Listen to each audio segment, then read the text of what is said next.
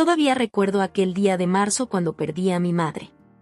El cielo de Buenos Aires amenazaba lluvia, como si presintiera lo que estaba por suceder. Mamá, Dolores se llamaba, aunque todos la conocían como Lola, había combatido el cáncer durante casi 2 años con una dignidad única.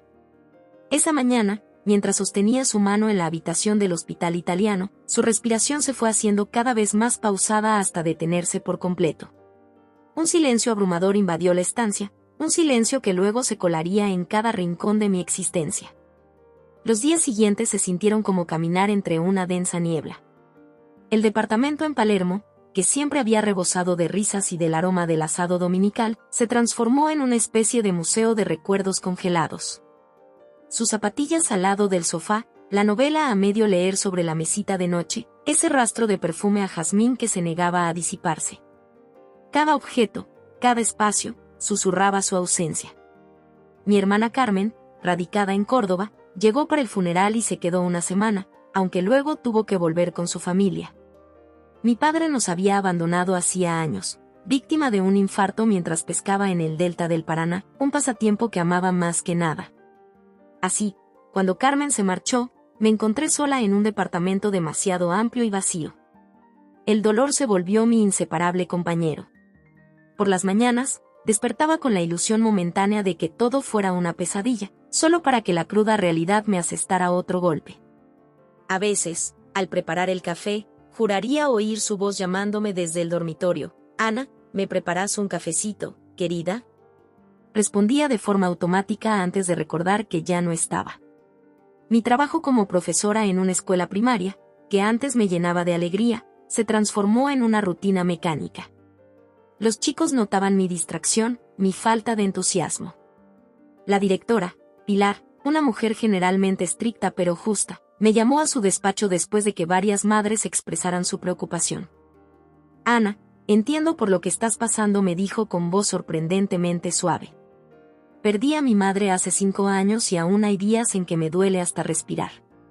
Pero estos chicos necesitan verte presente». Asentí con lágrimas contenidas. «Lo sé, Pilar, lo intento. Pero es como si una parte de mí se hubiese marchado con ella». Pilar me sugirió tomar una excedencia, quizás viajar un poco, hallar un espacio para sanar. Sin embargo, la idea de quedarme sola con mis pensamientos, sin la distracción del trabajo, me aterrorizaba. Así que seguí yendo a clase cada mañana, fingiendo una normalidad que estaba muy lejos de sentir. Las noches eran las peores. La soledad se hacía casi palpable en la oscuridad. A veces llamaba a mi esposo, Rafael, que andaba de viaje por trabajo, como siempre. Representante farmacéutico, pasaba más tiempo en hoteles que en casa. Nuestras conversaciones eran breves y superficiales. «Sí, estoy bien». «No, no necesito nada». «Claro, entiendo que estés ocupado». La distancia entre nosotros había empezado mucho antes de la muerte de mamá, pero ahora se volvía un abismo imposible de cruzar. Sin darme cuenta, comencé a perder peso. La comida había dejado de tener sabor y, en ocasiones, pasaba días subsistiendo solo con té y galletitas. Mi vecina Consuelo, una jubilada porteña de origen andaluz con un corazón tan generoso como su colección de plantas, empezó a aparecer en mi puerta con tupers de ensalada fría y tortilla. «Y niña, estás en los huesos», me regañaba con cariño. «Tu madre se encantaría de verte así». Una tarde, mientras Consuelo me insistía con su cocido porteño, rompí en un llanto incontenible. No eran lágrimas silenciosas, sino sollozos desgarradores que parecían emanar desde lo más profundo de mi ser. Consuelo simplemente me abrazó, meció mis hombros como a una niña, murmurando palabras de consuelo: «Llora, mi niña, llora lo que necesites». Las penas acumuladas corroen el alma. Esa noche, luego de que Consuelo se marchara, descubrí en el armario de mamá una caja que jamás había visto.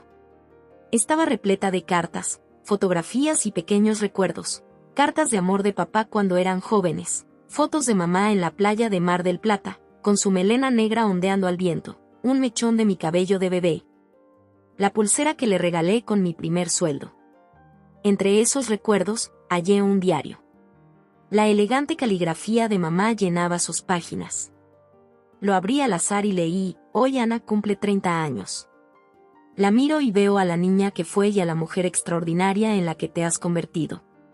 Espero que algún día encuentres la felicidad que mereces. Rafael no te valora como debería. Me preocupa dejarte sola cuando yo ya no esté. Las palabras de mamá me golpearon como una ola fría. ¿Era tan evidente mi infelicidad que hasta ella lo había notado? ¿Había estado tan absorta cuidándola en sus últimos días que ignoré la verdad sobre mi matrimonio? Esa noche soñé con mamá. Nos encontrábamos en los bosques de Palermo, nuestro lugar predilecto para pasear los domingos. Ella lucía saludable, radiante, como antes de la enfermedad. Ana me dijo en el sueño, el dolor pasará, pero no dejes que te cambie. Sos más fuerte de lo que crees. Desperté entre lágrimas, pero por primera vez desde su partida, percibí un leve destello de esperanza. Quizás, solo quizás, podría hallar un camino a través de ese laberinto de dolor. Tal vez mamá tenía razón y yo era más fuerte de lo que pensaba. Sin embargo, en ese instante, mientras el alba teñía de rosa el cielo porteño, seguía sintiéndome perdida, rota, atrapada en un dolor que parecía eterno. Rafael regresó a casa un viernes por la noche, casi 2 meses después de que mamá partiera. Hacían semanas que apenas hablábamos por teléfono y, cuando lo hacíamos, nuestras charlas eran breves y distantes. Su regreso no trajo el consuelo que tanto anhelaba. Al contrario, su presencia parecía saturar el departamento de una tensión palpable. Esa noche preparé su plato favorito, milanesa a la napolitana, siguiendo la receta que me había enseñado la madre de una compañera del colegio, oriunda de Rosario. Puse la mesa con esmero, incluso abrí una botella de Malbec que guardábamos para ocasiones especiales. Quizás, pensaba ingenuamente, podríamos reconectar, encontrar el camino de vuelta el uno al otro en medio de mi dolor. La cena transcurrió en un silencio incómodo, roto solo por comentarios superficiales sobre su viaje a Mendoza y Córdoba. Rafael apenas probó la comida, bebiendo más vino del habitual. Yo lo observaba, tratando de encontrar en su rostro el rastro del hombre del que me enamoré hace 10 años, cuando ambos estudiábamos en la Universidad de Buenos Aires, él, en farmacia, yo, en magisterio. Nos conocimos en la cafetería, donde trabajaba a medio tiempo para costear mis estudios. Rafael era entonces brillante, ambicioso, lleno de sueños. ¿Cuándo se transformó en este extraño que apenas me miraba a los ojos? Al terminar de cenar, mientras recogía la mesa, Rafael se sirvió otra copa y se sentó en el sofá, absorto en el televisor, donde se disputaba un partido de Boca Juniors. Me senté a su lado, anhelando intimidad, necesitando sentirme conectada con alguien. Te extrañé, le dije, intentando tomar su mano. Rafael retiró la mano con un gesto sutil pero definitivo. Estás muy flaca, comentó sin apartar la mirada de la pantalla, como si fuera una acusación leve. Ha sido difícil, respondí, con la garganta apretada. Te necesitaba aquí, Rafa. Él suspiró, con un tono de impaciencia.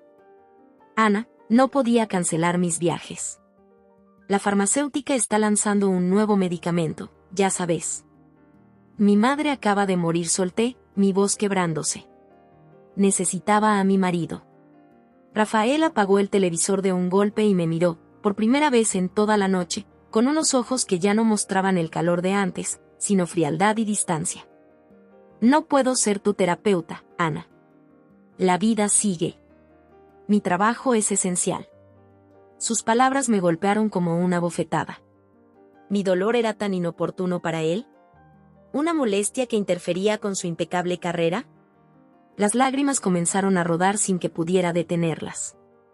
No te pido que seas mi terapeuta, protesté. Te pido que seas mi compañero, mi apoyo.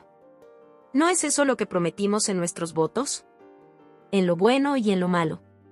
Rafael se levantó de un tirón, llevándose consigo la copa y la botella de vino. No empieces con sentimentalismos, Ana. Estás exagerando, como siempre. Esa noche dormimos dándonos la espalda, con un abismo invisible entre nosotros. A la mañana siguiente, Rafael salió temprano sin despedirse. Pasé el sábado limpiando obsesivamente el departamento, como si pudiera borrar la tensión acumulada junto al polvo. Por la tarde, Consuelo me invitó a tomar un café en su casa, donde su colección de geranios convertía el pequeño balcón en un oasis de color. Ese marido tuyo no tiene corazón, sentenció Consuelo mientras me servía café con un chorrito de brandy. Mi Antonio, que en paz descanse, nunca me dejó sola cuando perdí a mi madre, y eso que recién nos habíamos casado. No defendí a Rafael, como lo hubiera hecho antes. Solo asentí, sintiendo como una verdad incómoda empezaba a asomar en mi interior. Rafael volvió esa noche, oliendo a vino y a un perfume que no era el mío. No dije nada, demasiado agotada para entablar otra discusión. Pero algo había cambiado en mí. Una pequeña semilla de resentimiento empezaba a germinar. El domingo por la mañana, Rafael anunció que debía partir nuevamente esa misma tarde, esta vez rumbo a Mendoza. Estaré fuera 2 semanas, dijo mientras empacaba su maleta. Quizás deberías llamar a Carmen y pasar unos días con ella. Y tengo que trabajar, Rafa, respondí secamente. Además, Carmen tiene su propia vida. Rafael encogió los hombros. Como quieras. Solo intento ayudar. Esa tarde, mientras cenábamos los restos de la milanesa recalentada, intenté una última vez alcanzarlo. Rafa, ¿qué nos está pasando? Antes éramos tan unidos. Él dejó el tenedor con frustración. Ana, estoy agotado. Ha sido un fin de semana complicado. ¿Complicado para vos? Las palabras escaparon antes de poder detenerlas. ¿Sabes lo que he pasado estas semanas? Me siento como si me estuviera ahogando y a vos te parece irrelevante. Rafael se levantó de la mesa con brusquedad. ¿Qué esperas de mí, Ana? ¿Que renuncie a mi trabajo? ¿Que me siente acá a ver cómo te hundís en la depresión? No puedo seguir así. Necesito una mujer, no una sombra. Sus palabras me dejaron sin aliento. ¿Una sombra? ¿Eso soy para vos? Mírate, continuó, con voz llena de amargura. Perdiste todo interés en la vida, en nuestro matrimonio. Ni siquiera me tocas. ¿Cuándo fue la última vez que hicimos el amor? No pude responder. Era cierto que, desde la partida de mamá, había perdido el deseo. Pero escuchar a Rafael hablar así, como si mi sufrimiento fuera un obstáculo para su libido, encendió algo en mí. Y quizás no quiera hacerte el amor porque apenas te reconozco, respondí, encontrando una fuerza inesperada. Estuviste ausente, física y emocionalmente, cuando más te necesitaba. Rafael soltó una risa amarga. Y claro, ahora todo es culpa mía. Siempre es culpa mía, se acercó, tan solo a centímetros de mi rostro, y pude oler el vino en su aliento. Te diré algo, Ana. Si no podés ser la esposa que necesito, encontraré a alguien que lo sea. Me quedé paralizada, incapaz de creer lo que oía. ¿Me estás amenazando con buscar a otra porque estoy de luto por mi madre? Interprétalo como quieras, respondió con frialdad. Desde que no quieres hacer el amor conmigo cuando yo lo deseo, lo haré con otra, alguien más esbelto. Sus palabras quedaron suspendidas en el aire, crueles y definitivas. En ese instante, algo se quebró en mí. No fue mi corazón, que ya estaba demasiado maltrecho, sino una ilusión, una venda que había protegido mis ojos durante tanto tiempo. Está bien, respondí con una calma que incluso me sorprendió. No hubo gritos, ni lágrimas, ni ruegos. Solo esa palabra, pronunciada con una dignidad que creí haber perdido. Rafael pareció desconcertado ante mi respuesta. Esperaba un drama, una escena, tal vez que le suplicara que se quedara. En cambio, me levanté despacio, recogí mi plato y me dirigí a la cocina. ¿Eso es todo lo que tenés para decir?, preguntó, siguiéndome. ¿Está bien?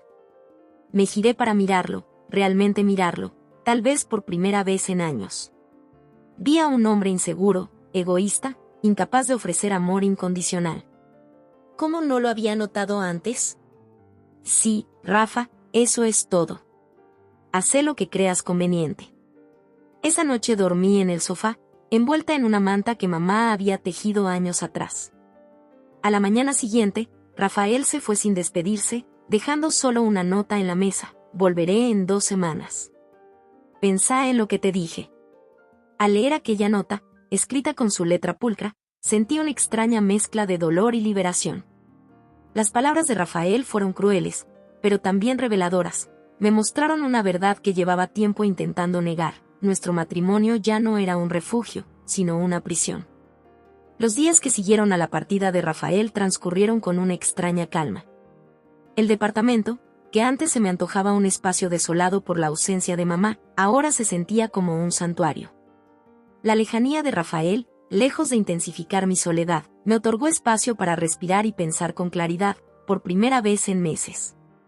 Una mañana, mientras ordenaba el closet que compartíamos, hallé varias cajitas de pastillas para dormir que no recordaba haber visto. Estaban escondidas bajo sus camisas perfectamente dobladas. Las observé largamente, preguntándome cuándo habían empezado los secretos entre nosotros. ¿O es que siempre estuvieron ahí y yo estuve demasiado ciega para verlos?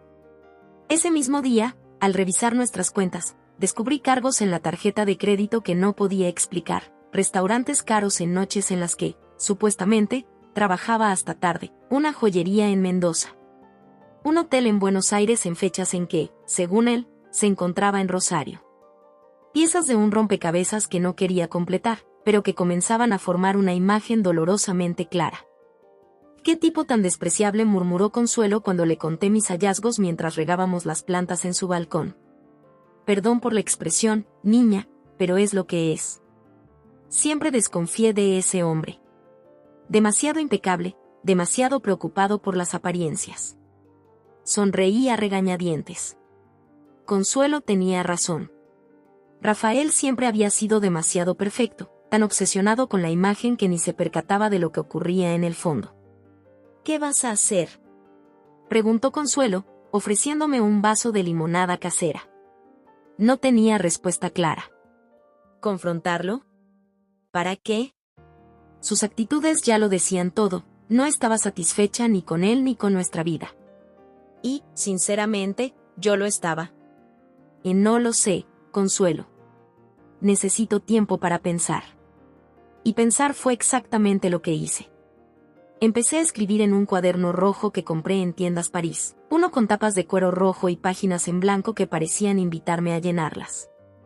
Al principio, mis anotaciones fueron caóticas, un torrente de emociones sin filtro, rabia hacia Rafael, dolor por mamá, miedo al futuro. Poco a poco, sin embargo, mis pensamientos se fueron ordenando, como si el acto mismo de plasmarlos les diera forma y sentido.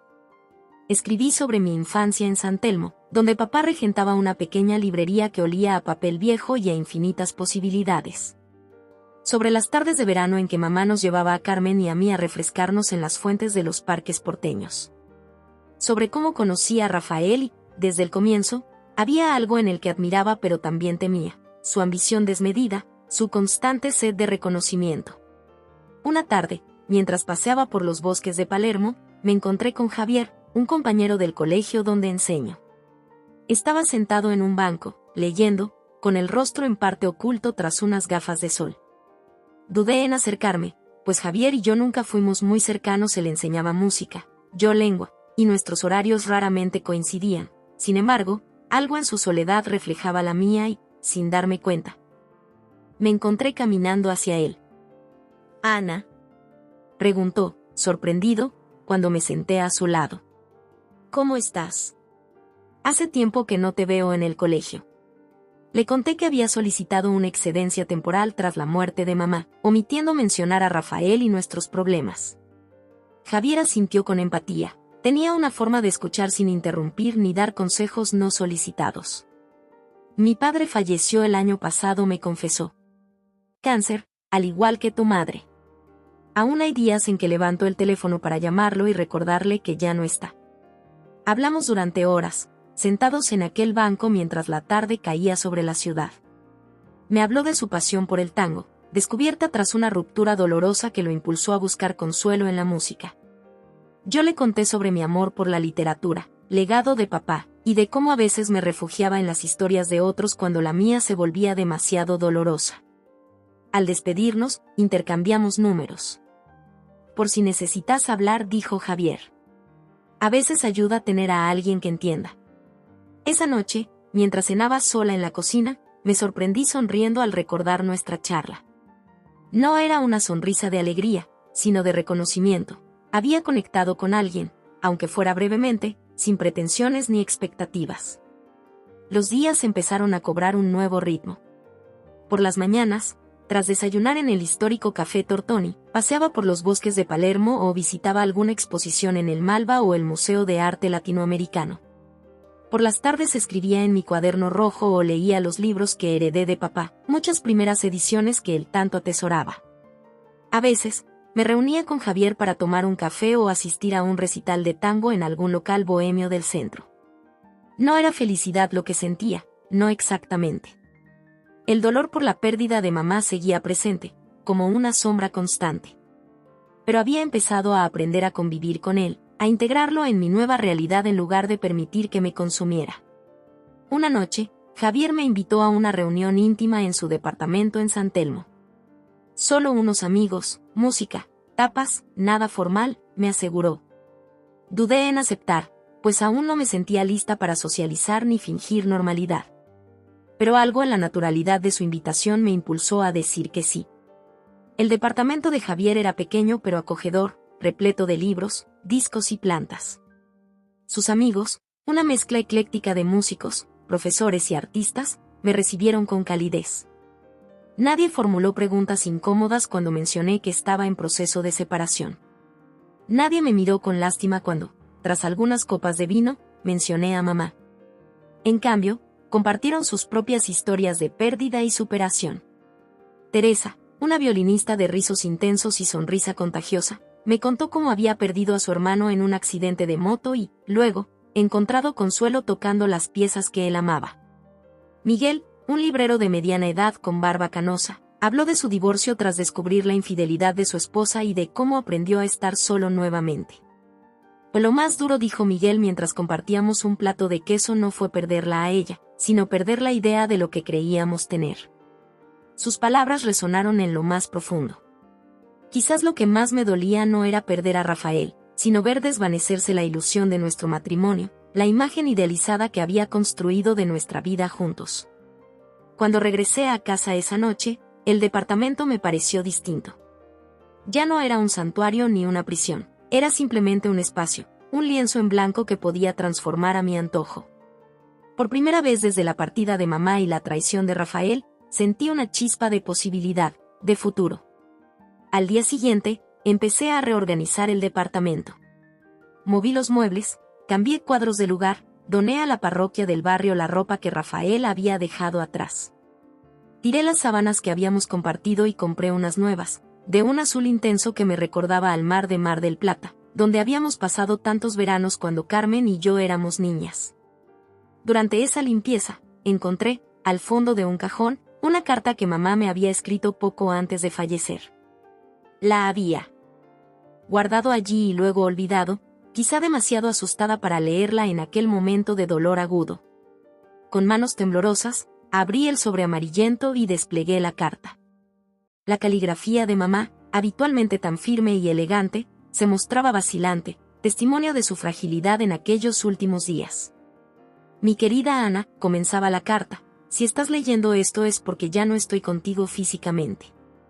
Pero quiero que sepas que una parte de mí siempre vivirá en vos, en tu fortaleza, en tu bondad, en la forma en que tu rostro se ilumina cuando reís, tan parecido al mío cuando era joven. Las lágrimas comenzaron a humedecer el papel, pero seguí leyendo. Te vendrán momentos de dolor, momentos en los que sentirás que no podés continuar. Lo sé, porque yo misma los viví. Cuando tu padre murió, creí que una parte de mí se había extinguido. Pero al mirarte a vos y a Carmen, hallé la fuerza para seguir adelante. Hija mía, no te aferres al dolor. No lo uses como escudo contra la vida. El sufrimiento es parte del camino, no el destino. Y si algo no te hace feliz, si algo te lastima, ten el coraje de soltarlo. Incluso si ese algo es una persona que alguna vez amaste. Me detuve, conmovida por sus palabras.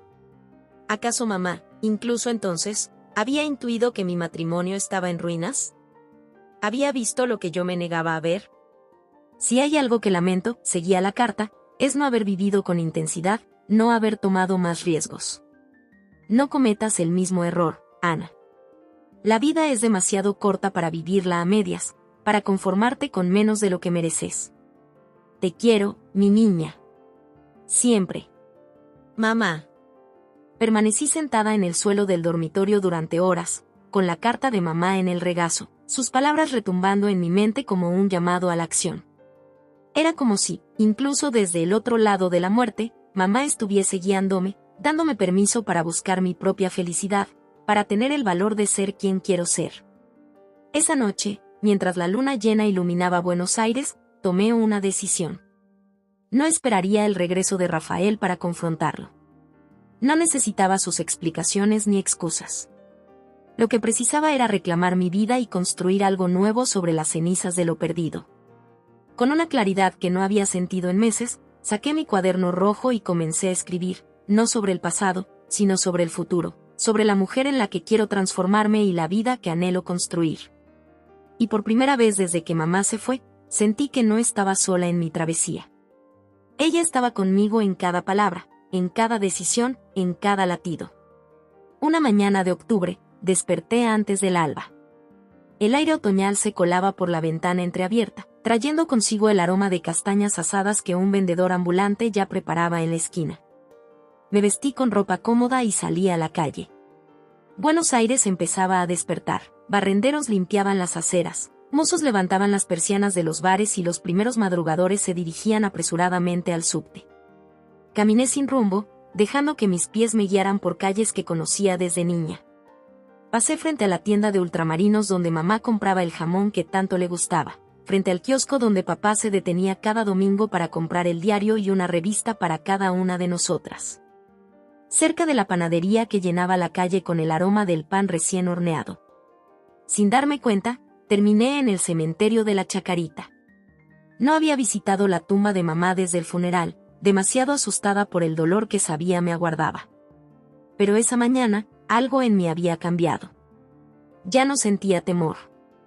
La tumba era sencilla, tal como ella había querido, una lápida de mármol blanco con su nombre, Dolores Martínez Vega, las fechas que marcaron su vida y una inscripción modesta, el amor perdura.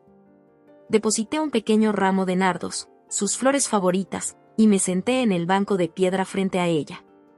Hola, mamá, susurré. Perdón por no haber venido antes. El silencio que siguió no fue opresivo, como había temido, sino extrañamente reconfortante. Por primera vez desde su partida, sentí su presencia no como una ausencia dolorosa, sino como una compañía serena. Le hablé durante horas, contándole todo, la crueldad de Rafael, mis descubrimientos sobre sus mentiras, la amistad que estaba forjando con Javier y su grupo, y las palabras de su carta que tanto me habían conmovido. Mientras hablaba, sentí como un peso se levantaba de mis hombros. ¿Sabes qué es lo más extraño, mamá? Dije finalmente. No me siento tan triste como imaginé. Es como si, en medio de tanto dolor, hubiera encontrado algo, no sé si llamarlo paz o claridad. Una suave brisa agitó las hojas de los cipreses que rodeaban el cementerio. Cerré los ojos, permitiendo que el viento acariciara mi rostro. Al volver a abrirlos, tomé una decisión. Era hora de dejar ir no solo a mamá, sino también ese matrimonio que ya no existía, la vida que había soñado y las expectativas que me habían mantenido cautiva. Al salir del cementerio, llamé a mi hermana Carmen. Nuestra relación siempre había sido compleja, ella, la mayor, siempre tan segura y decidida, yo, la menor, siempre en busca de aprobación. Pero en ese instante, necesitaba su fortaleza y pragmatismo. Voy a divorciarme, le dije sin rodeos cuando contestó. Hubo un breve silencio al otro lado del teléfono. Ya era hora, respondió finalmente. Ese hombre nunca te mereció. Su respuesta me sorprendió y, a la vez, me hizo reír. ¿Tanto se notaba? Ana, llevas años viviendo a medias. Desde que te casaste con Rafael, se apagó una parte de vos. Mamá lo veía, yo lo veía, todos lo veíamos, menos vos. Sus palabras, aunque duras, contenían una verdad innegable. Y tengo miedo, Carmen, confesé. No de quedarme sin él, sino de haber desperdiciado tanto tiempo. El tiempo nunca se pierde si aprendes algo, replicó con su sabiduría práctica. Y vos aprendiste mucho, hermanita. Ahora es tu momento. Esa tarde, al regresar al departamento, me sentí como una extraña en mi propio hogar. Los muebles escogidos por Rafael, los cuadros abstractos que a mí nunca me habían gustado pero que él consideraba de buen gusto, incluso el sofá de cuero negro que siempre me resultó frío e incómodo, todo me parecía ajeno. Como si perteneciera a otra vida. Decidí, de manera impulsiva y liberadora, que si iba a comenzar de nuevo, lo haría desde cero. Llamé a Javier para ver si conocía a alguien que necesitara muebles.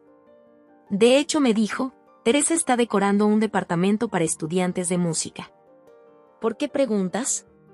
Le expliqué mi plan, donaría casi todo, conservando solo lo que realmente significaba algo para mí. Los libros de papá, el piano antiguo que mamá tocaba los domingos, algunas fotografías, la vajilla de porcelana que heredé de la abuela. ¿Estás segura?, inquirió Javier, con voz llena de preocupación. Es una decisión bastante radical. Y nunca estuve más segura de nada, respondí, sorprendida por mi propia convicción. Los días siguientes fueron un torbellino de actividad. Teresa y Miguel llegaron en una camioneta y se llevaron la mayor parte de los muebles. Consuelo me ayudó a empacar la ropa que ya no usaba para donarla a Cáritas. Javier y sus amigos pintaron las paredes, transformando el gris que Rafael eligió en un cálido tono terracota que me recordaba a los atardeceres de Córdoba. Una tarde, mientras ordenaba el estudio que Rafael usaba como oficina, encontré una carpeta con documentos financieros.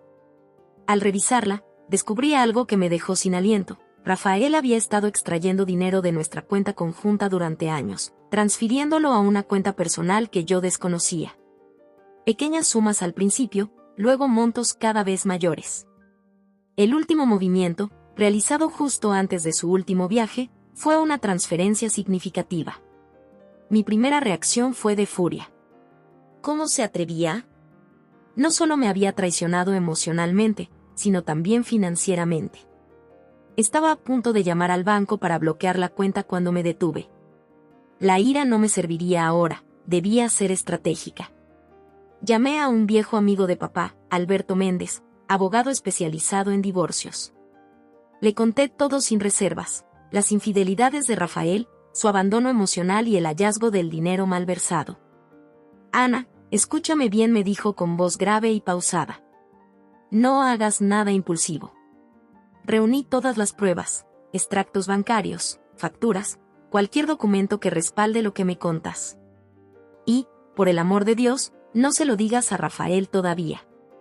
Seguí su consejo.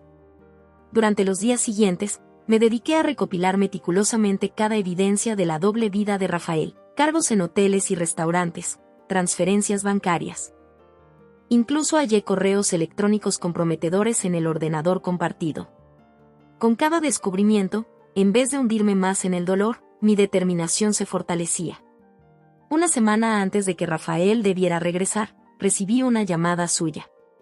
Su voz sonaba tensa y distante. Ana, tenemos que hablar, dijo sin preámbulos. He estado pensando y creo que necesitamos un tiempo separados. Contuve una risa irónica. ¿Tiempos separados? Llevábamos años emocionalmente distanciados y semanas prácticamente bajo el mismo techo.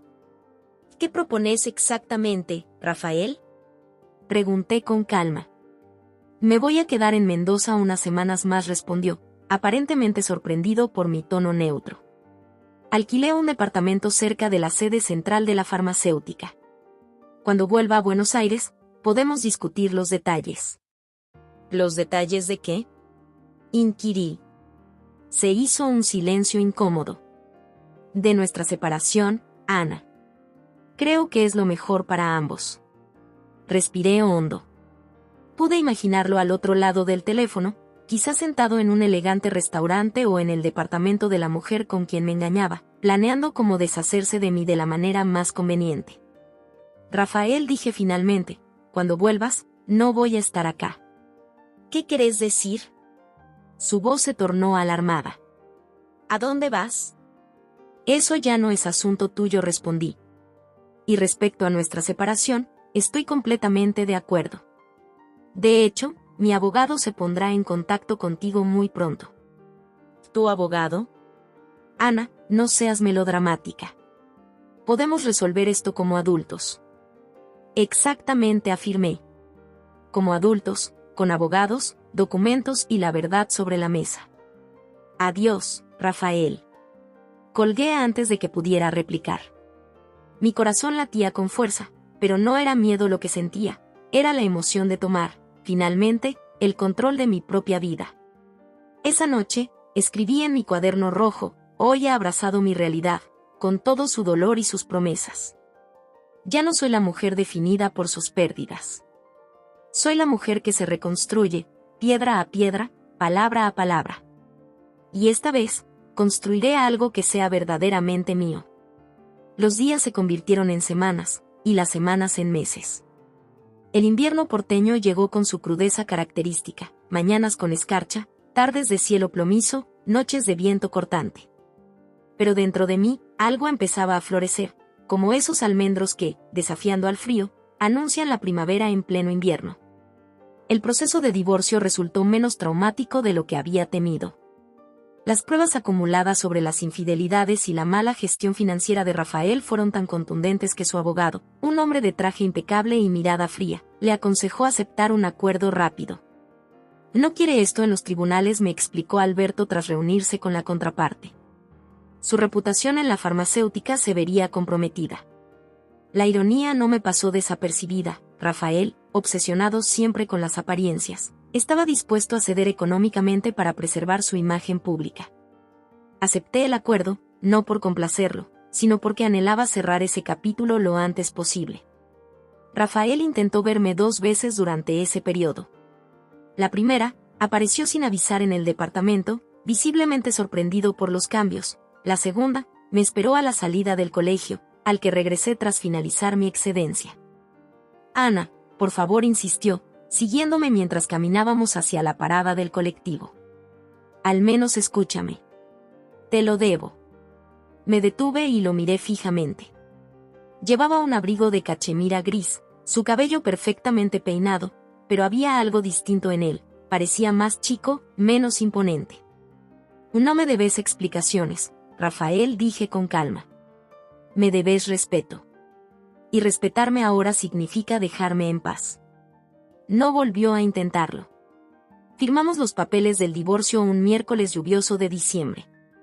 No hubo lágrimas ni recriminaciones, solo el sonido de nuestras plumas sobre el papel y el golpeteo de la lluvia contra los ventanales de la oficina de Alberto.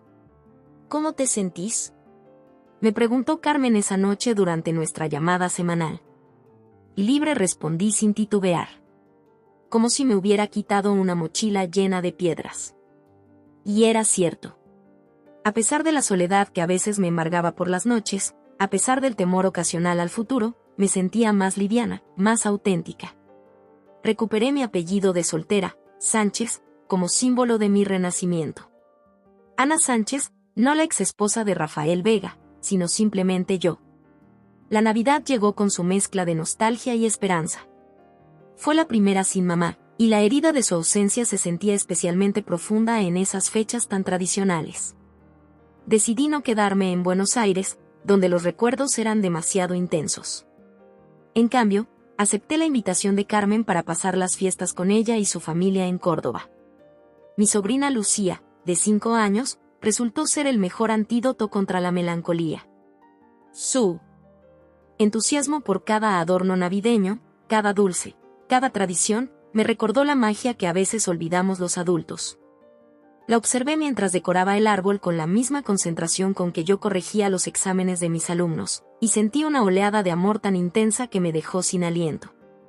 Y tía Ana me preguntó una tarde mientras preparábamos polvorones con la receta de mamá, ¿por qué no tenés hijos? La pregunta, inocente y directa como solo pueden ser las de los niños, me pilló desprevenida. Bueno, respondí tras un instante, supongo que nunca fue el momento adecuado. ¿Y ahora es el momento?, insistió, con sus manitas cubiertas de harina. Sonreí ante su lógica inmaculada. No lo sé, Lucía. Quizás algún día. La verdad era que Rafael nunca quiso tener hijos. Nos complicarían la vida, solía decir. Además, me convencí de que mi trabajo con los chicos llenaba ese vacío. Pero ahora, libre para decidir, la posibilidad de ser madre emergía con una luz distinta. Esa noche, mientras Carmen y su esposo Diego dormían, me senté en el balcón de su departamento, mirando las luces de Córdoba. Pensé en todas las posibilidades que se abrían ante mí. Podría quedarme en Buenos Aires o mudarme a otra ciudad, continuar como profesora o explorar nuevas vocaciones, vivir sola o, quizá, formar una familia. El futuro, que durante tanto tiempo se me había mostrado como un territorio amenazante, ahora se extendía ante mí como un lienzo en blanco. Y yo, por primera vez en años, tenía los pinceles en la mano. Al regresar a Buenos Aires después del Año Nuevo, encontré un mensaje de Javier en mi contestador. Feliz año, Ana. Unos amigos y yo estamos organizando un viaje a Granada para Semana Santa. Si te animás, llámame. La idea de viajar, de explorar nuevos horizontes, me resultó sorprendentemente atractiva. Granada, con su Alhambra, sus callejuelas del Albaicín, su historia de convivencia y conflicto, siempre quise conocerla, pero Rafael prefería destinos más sofisticados, según él, París, Londres, Nueva York. Esa misma noche llamé a Javier y acepté unirme al viaje. Perfecto, dijo, visiblemente alegre. Seremos un grupo pequeño, Teresa, Miguel, vos y yo. Nos alojaremos en una casa que Miguel heredó en el Sacromonte. En las semanas previas al viaje, mi vida tomó un ritmo diferente. Las mañanas en el colegio, donde mis alumnos de quinto preparaban una obra inspirada en Don Quijote, las tardes dedicadas a mi cuaderno rojo, que se transformó en un diario novela repleto de recuerdos, reflexiones y ficciones, los fines de semana explorando Buenos Aires como si fuera turista, descubriendo rincones que nunca había notado pese a vivir acá toda mi vida. Una tarde, paseando por Palermo Soho, entré en una pequeña librería especializada en poesía. El lugar olía a papel antiguo y café recién hecho. Un hombre mayor, con gafas de montura metálica y una barba blanca perfectamente recortada, me saludó desde detrás del mostrador. ¿En qué puedo ayudarla?, preguntó con un acento difícil de ubicar, quizá del interior. Solo estoy mirando, respondí. Me recuerda a la librería que tenía mi padre en San Telmo. Sus ojos se iluminaron de interés. ¿Qué librería era? Y El Rincón de Borges.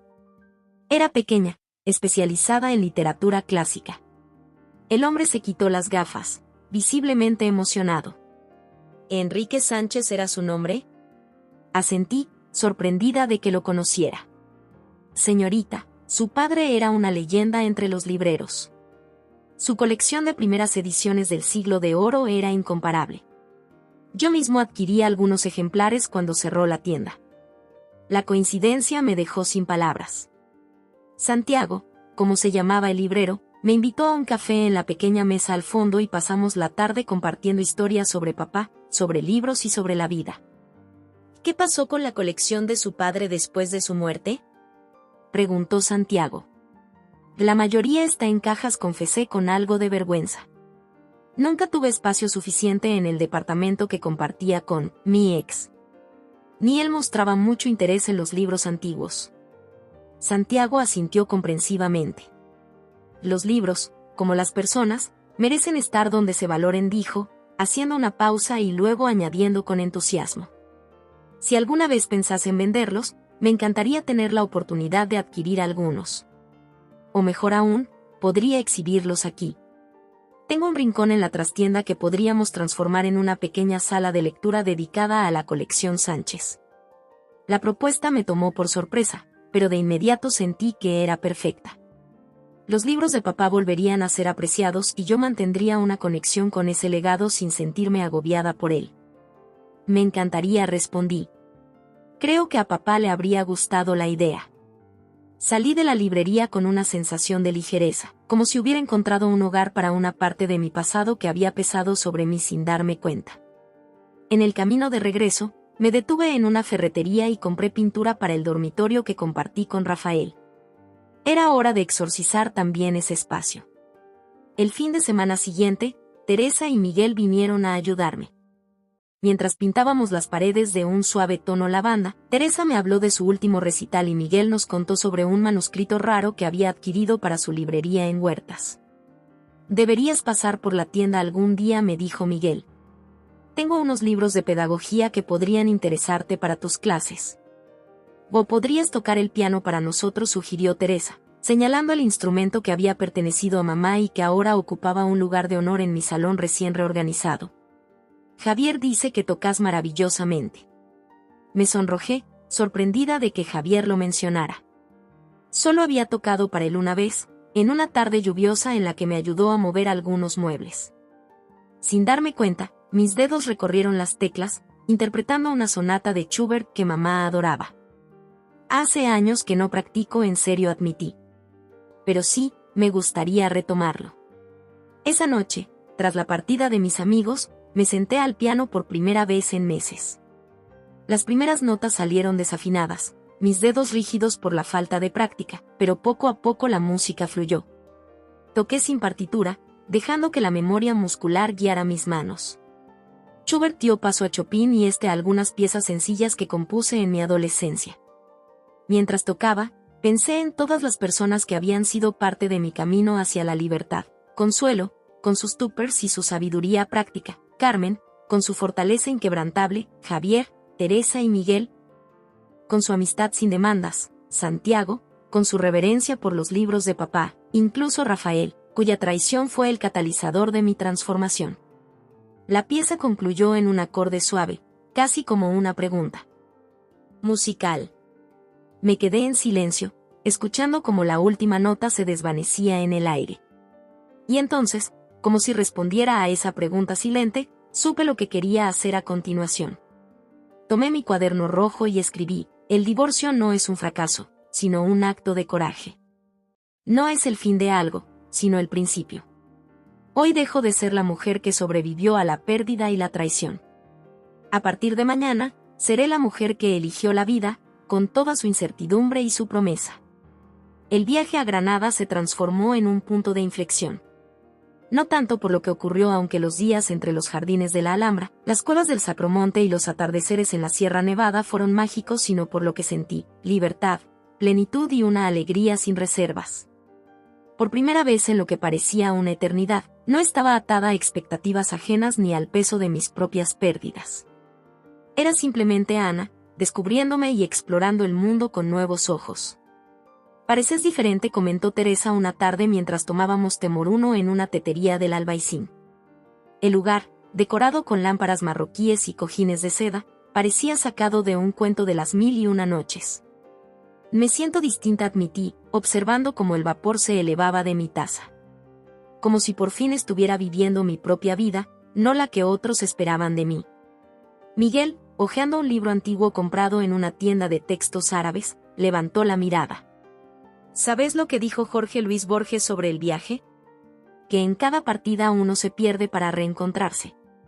Y creo que me estoy reencontrando, dije con una sonrisa, aunque aún no sé exactamente quién soy. Y esa es la mejor parte, intervino Javier, que volvía con una bandeja de dulces árabes. El descubrimiento. Esa noche, mientras mis amigos dormían, salí al pequeño patio de la casa en el Sacromonte. La Alhambra brillaba a lo lejos, iluminada contra el cielo estrellado. El aire olía a jazmín y a tierra mojada. Me senté en un banco de piedra, envuelta en un chal comprado en el zoco, y saqué mi cuaderno rojo. Comencé a escribir, no sobre el pasado esta vez, sino sobre lo que anhelaba para mi futuro, sueños que había abandonado durante mi matrimonio, pasiones que relegué por temor a desagradar a Rafael. Posibilidades que ni siquiera me había permitido considerar. Quiero viajar, escribí, no solo a destinos turísticos, sino a lugares que me desafíen, que me confronten con realidades distintas a la mía. Quiero retomar el piano en serio, no solo como un pasatiempo. Quiero explorar otras formas de escritura, no solo mi diario, sino quizás cuentos, poemas, algo que compartir con mis alumnos. Quiero renovar mi forma de enseñar, incorporar más artes, literatura y experiencias que enciendan en los chicos la curiosidad y la empatía. Quiero ser parte de algo más grande que yo, un proyecto comunitario, una causa justa, un espacio donde pueda contribuir. quiero abrirme a la posibilidad del amor nuevamente, a su debido tiempo. No un amor que me disminuya ni me convierta en reflejo de lo que otro desea, sino uno que me permita ser más yo, más valiente, más completa. Las palabras siguieron fluyendo, como si emergieran no solo de mi mente, sino de lo más profundo de mi ser. Cuando terminé, me sorprendió la claridad de mis propios anhelos, como si hubiesen estado esperando a que estuviera lista para reconocerlos.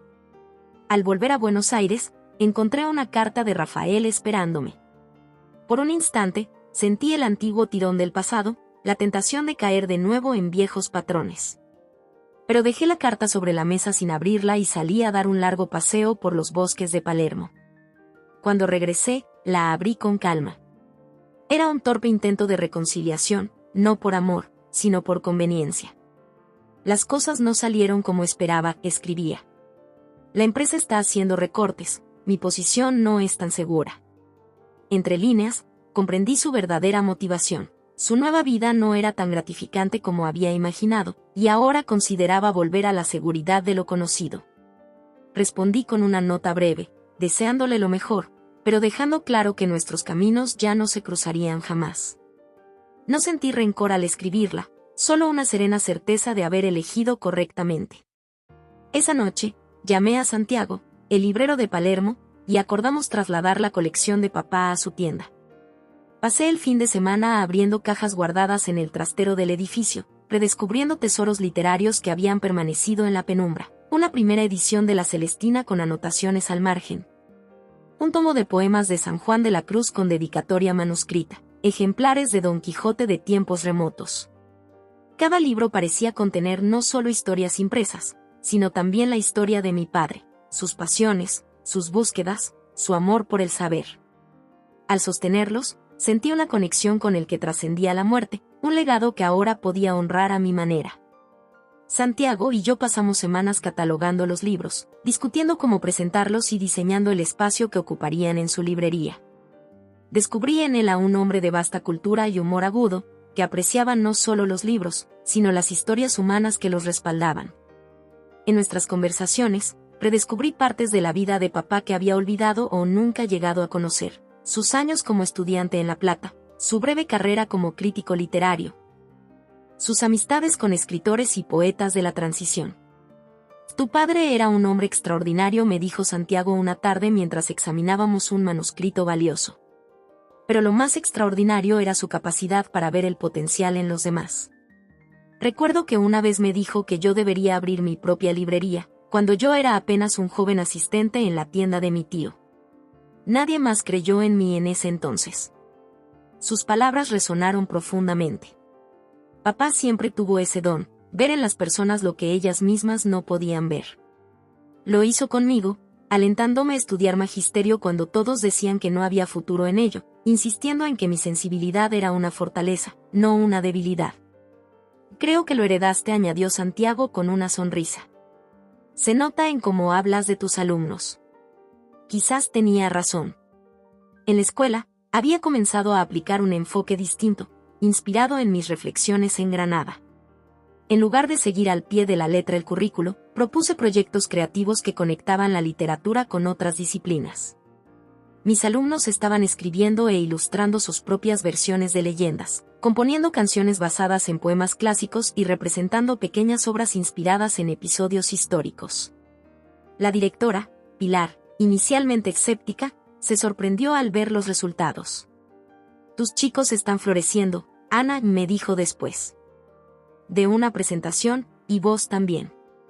La primavera dio paso al verano y con ella llegaron nuevas oportunidades. Carmen me invitó a pasar agosto con ella y su familia en una casa alquilada en Mar del Plata. Miguel y Teresa partieron hacia Chile para una serie de conciertos. Y Javier. Javier me invitó a cenar una noche, solo nosotros dos. Nos encontramos en un pequeño restaurante de San Telmo, un lugar acogedor con mesas de madera y paredes decoradas con fotografías en blanco y negro. La conversación fluyó con naturalidad, como siempre entre nosotros, pero había algo distinto esa vez, un sutil nerviosismo, una conciencia más aguda de gestos y miradas. Hay algo que quiero contarte, dijo Javier al terminar el postre, un arroz con leche casero que rivalizaba con el de mamá. Me ofrecieron un puesto en el Conservatorio de Música de Córdoba. Un año, para comenzar, con posibilidad de hacerlo permanente. Sentí una punzada de decepción que me sorprendió por su intensidad. Eso es maravilloso, Javier. Es una gran oportunidad.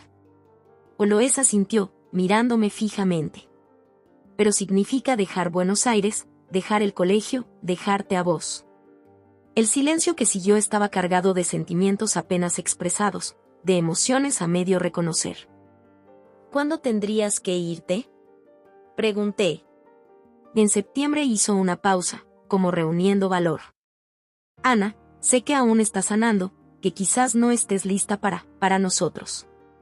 Pero quería que supieras que estos meses, conocerte, han sido lo mejor que me ha pasado en mucho tiempo. Sus palabras desataron en mí un torbellino de emociones, miedo, esperanza, duda, anhelo. ¿Estaría lista para abrir mi corazón de nuevo? ¿Y si Javier resultaba ser como Rafael? ¿Y si no lo era, y dejaba pasar esta oportunidad? Necesito tiempo, dije sinceramente, no solo por lo de Rafael, sino porque estoy aprendiendo a escucharme, a confiar en mis propias decisiones. Javier asintió, comprensivo como siempre. Te lo entiendo. Y pase lo que pase, seguiré siendo tu amigo. Nos despedimos con un abrazo que duró más de lo habitual, cargado de silencios y promesas tácitas. Al volver a casa, pasé horas despierta repasando nuestra conversación, explorando mis sentimientos.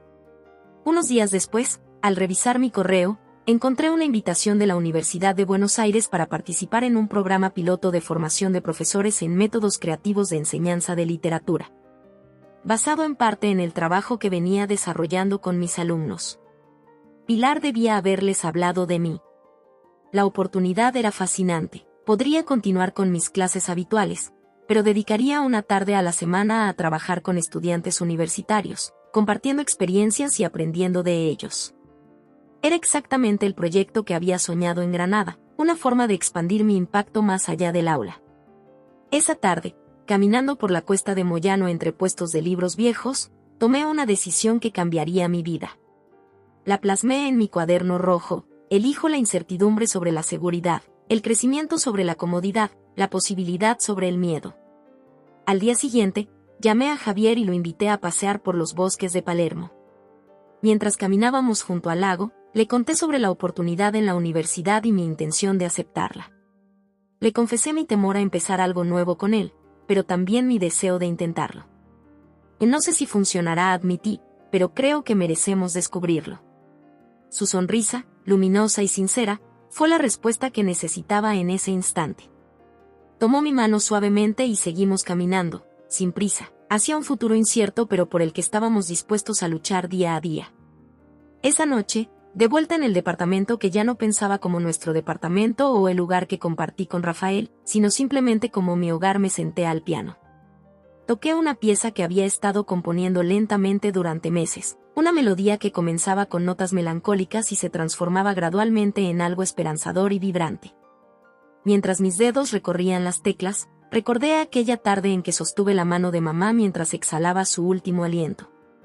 El dolor por su pérdida seguía siendo parte de mí, pero ya no me definía. Me había transformado, sin que eso me destruyera. Y Rafael, él también formaba parte de mi historia, pero ya no como protagonista, sino como un personaje secundario en una narrativa mucho más amplia. Le deseaba paz, incluso felicidad, pero desde la distancia emocional que solo el verdadero desapego puede brindar. Miré a mi alrededor. El salón estaba lleno de objetos que reflejaban mis gustos y no los suyos. Cuadros de paisajes de la Pampa que compré en una feria de San Telmo, la colección de cerámica de Talavera que heredé de mamá.